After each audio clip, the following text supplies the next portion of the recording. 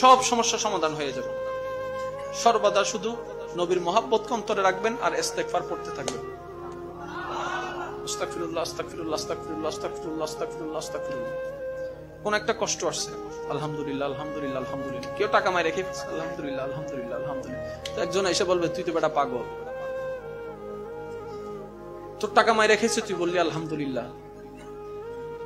আপনি সেই দিন উত্তর দিবেন, আরে টাকার কাজ তো মানুষের চাহিদা পূরণ করা, সবাই তো টাকা দিয়ে নিজের চাহিদা পূরণ করে, আমার টাকাটা না হয় আল্লাহর কোন বান্দার চাহিদার পূরণের কাজে।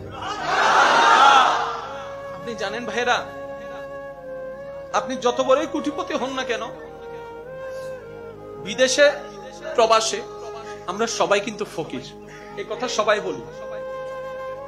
আমরা কিন্তু প্রবাসে আসছি, এই দুনিয়াটা আমাদের প্রবাস, আসল বাড়ি নয়।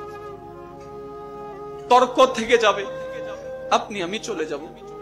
ঝগড়া মামলা থেকে যাবে, আপনি আমি চলে যাব। কাউকে বলা কঠিন আঘাত থেকে যাবে, আপনি আমি চলে যাব।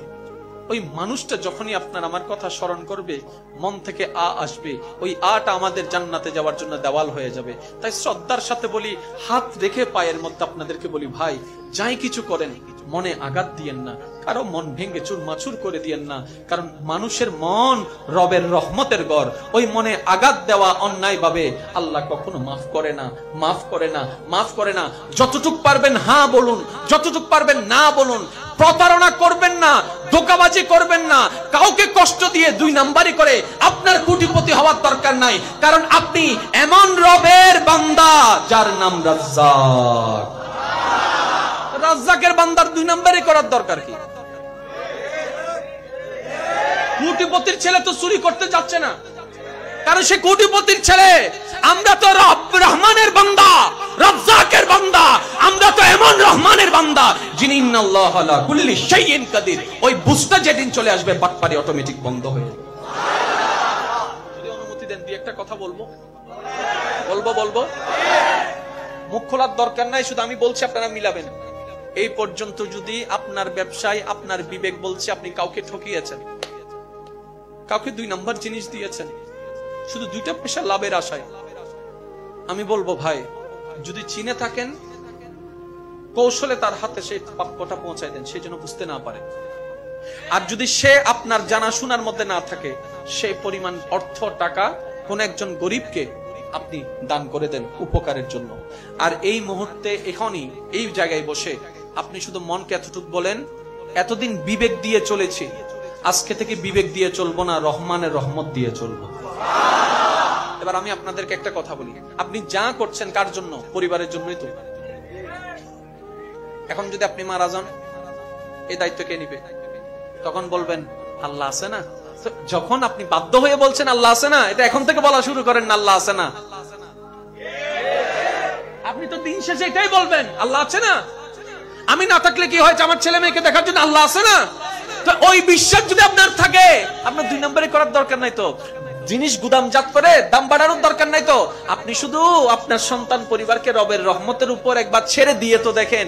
আরে ইব্রাহিম আলাইহিস সালাম আল্লাহর হুকুম পালন করার জন্য নিজের স্ত্রী সন্তানকে মরুভূমির মধ্যে ফেলে রেখে গেলেন। এবার জগৎ প্রশ্ন করে, আরে কেমন বাবা হলা, এই ছোট্ট বাচ্চাকে তুমি উত্তপ্ত বালির মধ্যে রেখে চলে গেলা। এই যদি জঙ্গলের বাঘ এসে বাহিরের কোন প্রাণী এসে আক্রমণ করে, তখন কি করবা? তখন ইব্রাহিম বলে, তোমরা বাবের নজরে দেখছো, সেজন্য এমন প্রশ্ন তোমাদের কাছে আসে। আমি বাপ হিসেবে দেখছি না, আমি আমার আল্লাহর বান্দা হিসেবে দেখতে পাচ্ছি, আল্লাহর বান্দা হিসেবে দেখতে পাচ্ছি। আর আমি আমার কাজ করি নাই, আমি আমার রবের হুকুম পালন করছি। যদিও বাহ্যিক দৃষ্টিতে এটা অন্যায়, এটা অন্যায়, আমি সেটা দেখি নাই, আমি আমার রবের খুশিটা দেখেছি। সেই ইসমাইল আলাইহিস সালামের কদমের ছোঁয়ায় জমজমের পানি এখনো পর্যন্ত অনেক জায়গায় পানি 200 ফুট গেলে 300 ফুট, 300 ফুট থেকে 350 ফুট যেতে হয়, জমজমের আর হয় না, পানির কমতি হয় না, চলতে আছে চলতে আছে চলতে আছে। এটাই তো রহমত ইলাহি। আল্লাহ রাসূল একজন সাহাবা মদিনার বাজারে ব্যবসা করতেন। সকাল থেকে ব্যবসা করতে করতে করতে করতে করতে করতে সন্ধ্যার সময়ের আগ মুহূর্তে ওনার কাছে একজন মানুষ আসলেন যে ভিন্ন ধর্মের। আসার পরে একটা কাপড় চয়েস করলেন কাপড়ের দোকান থেকে। ওই কাপড়টা যখন কিনতে চাইলেন, দরাদাম করলেন। দরাদাম করার পরে আল্লাহর নবী আমাদের নবীর সাহাবা ওই ক্রেতাকে বলছেন, ভাইয়া যদি কিছু মনে না করেন, এই কাপড়টা আমার দোকান থেকে না নিয়ে সামনের দোকান থেকে নেন। আরেকটু জোরে। আপনি যে কাপড়টা পছন্দ করেছেন সেটা আমার দোকান থেকে না নিয়ে ওই সামনের দোকান থেকে নেন। এমন কি কেউ করে? আল্লাহ রাসূলের সাহাবা দেখেন চরিত্র কাকে বলে, মানুষ কাকে বলে। এবার সেই ভিন্ন ধর্মের মানুষ ওনার এই কথাটা শুনে ওই দোকান থেকে ওই কাপড়টা পছন্দ করে কিনলেন। কিনার পরে আস্তে আস্তে ভাবলেন, কিরে, কোন বিক্রেতা তো কাস্টমার ছাড়ে না, অন্যের কাস্টমার পর্যন্ত টেনে নিয়ে আসে নিজের 2 পয়সা লাভের জন্য, উনি নিজে থেকে আমাকে অন্যের কাছে পাঠালেন কেন? ব্যাপারটা কি নিশ্চয়ই কোনো কারণ আছে। আবার আসলেন আল্লাহ রাসূলের সেই সাহাবার কাছে, এসে বললেন, যদি কিছু মনে না করেন একটা জিনিস জানতে চাই, আপনার দোকানে থাকা সত্ত্বেও আপনি আমাকে অন্যের কাছে পাঠালেন কেন?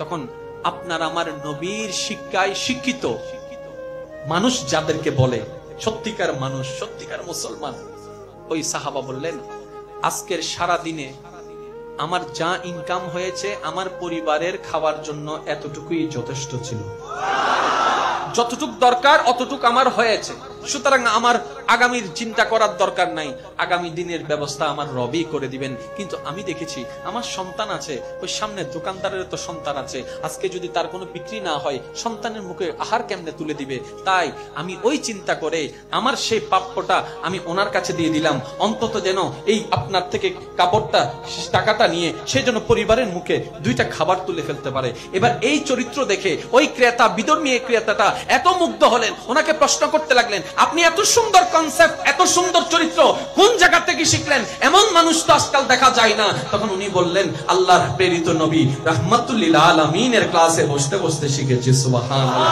ওই সাহাবার ওই চরিত্র দেখে ওই বিধর্মী সাথে সাথে ইসলাম ধর্ম গ্রহণ করে ফেলেছেন। সুবহানাল্লাহ। এটার নাম ইসলাম। সত্যি কথা একটা কথা বলি, অনেকে আছে না মোবাইল একটু ডিস্টার্ব হইলে বিক্রি করে দেয়। বিক্রি করেছেন এমন অনেক এখানে আছে, বলার দরকার নাই, শুধু বলছি আপনারা নিজের মনকে প্রশ্ন করেন, রাইট করেছেন নাকি রং করেছেন আপনারাই বলবেন, আমি বলবো না। মনে মনে কি চিন্তা করছেন?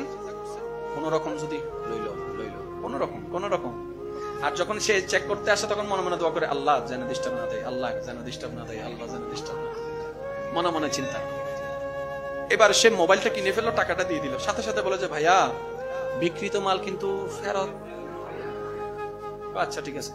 এবার সে ঘরে গিয়ে যখন মোবাইল চলে দেখা যায় ব্যাটারি চার্জ টিকে না, 3 মিনিট চললে 5 মিনিট বন্ধ থাকে। আপনি এদিকে মনে মনে ভাবছেন, হ্যাঁ কাম তো শেষ, বোকা তো বানাই দিয়েছিল। আপনি জানেন আপনি কি মারাত্মক কাজ করেছেন, কত বড় মারাত্মক কাজ করেছেন আপনি জানেন? এবার জিনিসটাকে একটু গভীরভাবে অনুধাবন করেন। এমন অনেকে আছে 1টা 2টা 5টা 10টা টাকা জমাইতে জমাইতে জমাইতে একটা অ্যান্ড্রয়েড টাচ মোবাইল কেনার স্বপ্ন দেখে। আপনার কাছে হয়তো 3-4টা আছে কিংবা ব্যবহার করেছেন, অনেকে আছে এখনো কিনতে পারে নাই, স্বপ্ন দেখে এখান থেকে সেখানে, এক একটা টাকা তার এক একটা স্বপ্ন। এবার সেই স্বপ্ন টাকাটা নিয়ে কম দাম পেয়ে আপনার কাছ থেকে মোবাইলটা কিনেছে, বড় আশা করে, মনটা বড় করে। মোবাইল যখন হাতে নিয়েছে সে যে কি পরিমাণ খুশি হয়েছে আপনি যদি একটু দেখতেন।